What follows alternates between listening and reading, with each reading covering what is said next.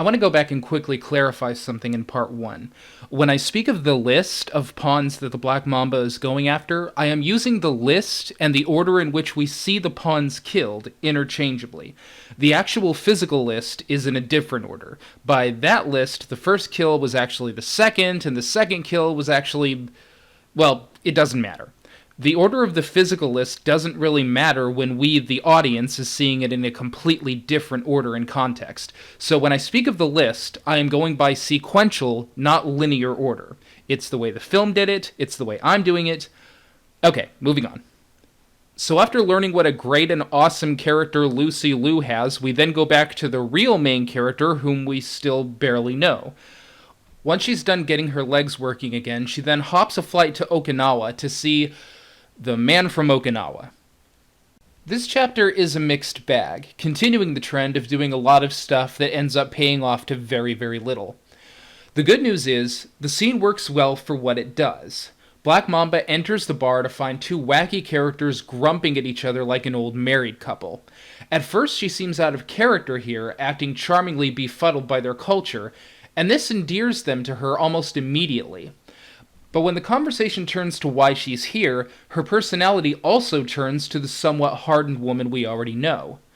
The scene morphs from charming to serious seamlessly, and it does add a bit of dimension to the Black Mamba's character. She is a woman who is apparently good at turning situations in her favor, warming up to these guys before revealing what she actually wants.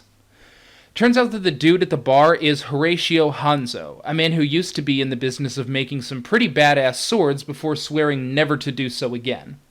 He went from being the best in his trade to running a small bar so as to distance himself from that lifestyle. Naturally, he has no intention of helping Black Mamba do something he swore not to do until it is revealed that Bill was one of his former students, which apparently didn't end well as he agrees to help her. Have we seen this storyline before in 1,000 other films like this? Sure, but it works very well here. The bad news is that we're spending another big hunk of the film once again learning very little about the Black Mamba as a character. Now, I would hate to have to go and re-clarify every point I make in later parts, so let me make this as clear as possible. The Black Mamba is not a poorly developed character. She's just being developed in a very specific way, and it's a way that Tarantino develops almost all of his characters in almost all of his films. Sure, we don't really know much about this character or her backstory, but think about this. How much did we really know about the characters in Pulp Fiction? Technically very little, but based on their actions and nuances, we can reasonably infer a great deal about them, and we actually end up getting to know them very well without the use of any monologuing or backstory, or at least very, very little. Same with Black Mamba. She is being developed as a character using a bit of minimalism that actually works well. The problem here is not that the Black Mamba is underdeveloped. The problem is, and I never thought I would ever hear myself say something like this, Lucy Liu's character is overdeveloped, and it very quickly dominates everyone else in the film. Tarantino is not developing this character minimalistically at all. He's rolling out the red carpet of exposition and backstory for her, which is frustrating and baffling because she's not very important. The actual important character in this film gets left in the dust by comparison of development. And that can be said of all the rest of the characters in these films. They're fine, but nowhere near as realized. So the problem here, once again, is one of balance. If Tarantino wanted to be consistent, he should have either developed all of his characters at the same level, or he should have actually made Lucy Liu important to the story. Instead, we are left with a character who is important to both films, but isn't nearly as developed as the obnoxious woman who can't act and is just going to die at the end of the film. Yes, we can infer what kind of character Black Mamba is based on her actions and character traits, but it would have been nice to have a fully fleshed out and realized person to go along with the sword and the outfit.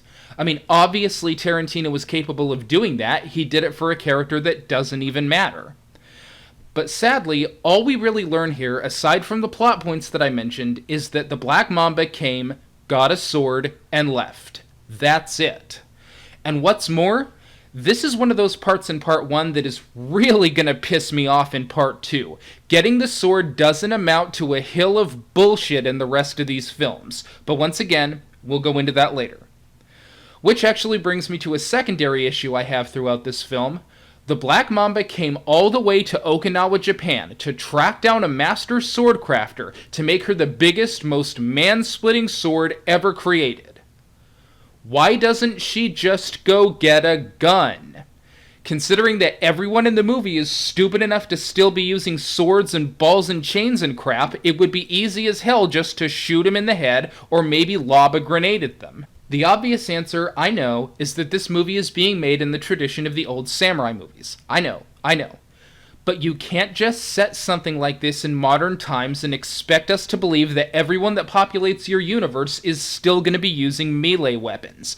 After a while, it just comes off as stupid, especially with what they do in part 2. Now, another explanation that I've heard over and over again about this sword over the gun is that the Black Mamba is a samurai at heart. She still believes in the code and the way of the sword, yada yada yada. Yeah, we'll see how well that holds up later on. So after learning that this woman got a sword and left, we then go back to Lucy Liu's character again. Oh, of course, because I forgot this movie is all about her. And you're not gonna believe this, but in addition to getting more detailed information about someone who amounts to being nothing more than one of 4 cronies, we actually get monologued backstories of the cronies' cronies. The pretty lady to Oren's right, who's dressed like she's a villain on Star Trek, is Oren's lawyer, best friend, and second lieutenant. The half-French, half-Japanese Sophie Fatale, girl in the schoolgirl uniform, is Oren's personal bodyguard, 17-year-old Gogo Yubari. Gogo may be young, but what she lacks in age, guy in the black suit and the Kato mask, is Johnny Mo, the head general of Oren's personal army, the Crazy 88. And just in case you're wondering, how could a half-breed Japanese Chinese American become the boss of all bosses in Tokyo, Japan? I actually wasn't wondering. This has nothing to do with the film. Oh, but it seems that the answer is because that when the subject of her ancestry comes up, she overreacts in stupid and retarded ways. Okay. Look, I know I'm beating a dead horse at this point, so I promise this is the last time I'm going to bring it up. Probably. And let me try and say this a little more constructively this time. I don't understand what Quentin Tarantino is doing with this character. Lucy Liu isn't very important to the scheme of the films, but he's treating her like she's the fucking star of the show. How about getting back to the real star and letting this obnoxious woman fucking die like the rest? Why the fuck are you over there? Here's the corrupt spot! What the fuck are you doing over there?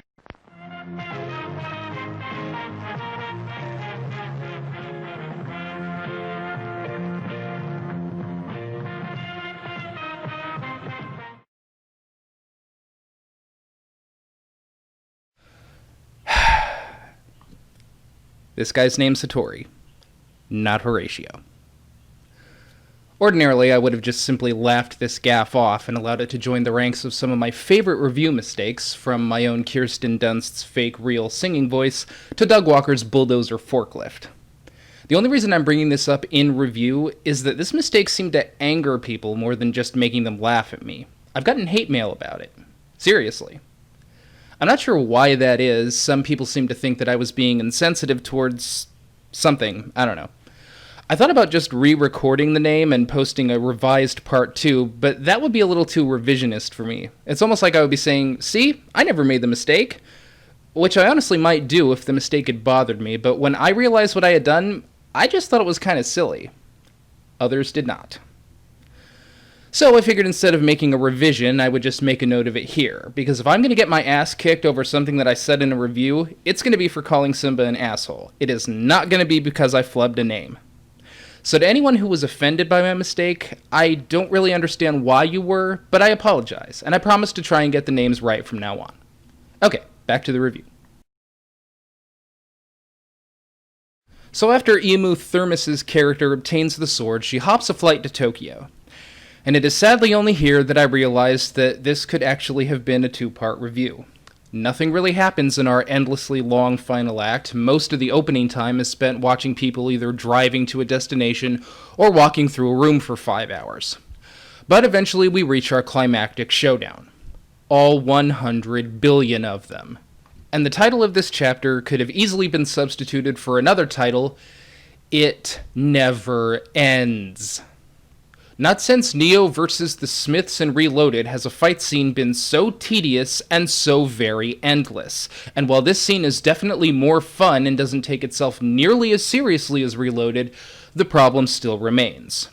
We start with her picking off one or two of the cronies before getting to the bodyguard who, what do you know, fucking dies like the rest. After a long, long time. Then after that, the room is flooded with Oren's personal army, the Crazy 88. 88 men with 88 swords. And it all could have gone just fine if she had traded all of them for one man with one gun. Scott-san, use the blade! But I have a shotgun. Why don't I just shoot him? All of these fight scenes are at least infused with a lot of campy fun, but they still remain repetitive and tedious. And actually, now that I think about it, that statement could be said for both of these films in their entirety. One person versus many persons is always fun to watch for a little while, but the longer it goes on, the longer you wish they would just hurry up and get to the final showdown, because every minute spent here makes that final showdown less and less plausible. I'll explain what I mean later on. Now, as far as fight scenes go, this one is the best of all of them in the films. It's all implausible as hell, but in a tongue-in-cheek sort of way, and we once again have glorious, campy, and hilarious Kool-Aid blood spurting out of every severed limb. Unfortunately, in my country, where we usually don't give two shits about violence, this scene was reduced to black and white, making this far less effective, both comedically and action-wise. There's a lot of documentation about why that decision was made, so I recommend Google to fill in the details. The longer this fight scene went on, the less I liked it. But then it hit one point in the fight that actually made me pause, made me stop being impatient, and turn my stone face gradually into a smile. It actually got me back into the fight. Now, this is the only film with a fight scene that ever turned me around at any point, so I really want to make a note of this. The spot where all things became good again for me was right here.